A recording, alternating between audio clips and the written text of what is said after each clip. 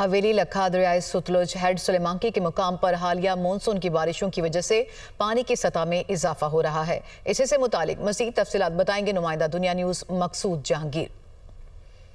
मैं इस वक्त मौजूद हूँ हवेली लखा दरियाए सतलुज हेड सुलेमांकी के किनारे।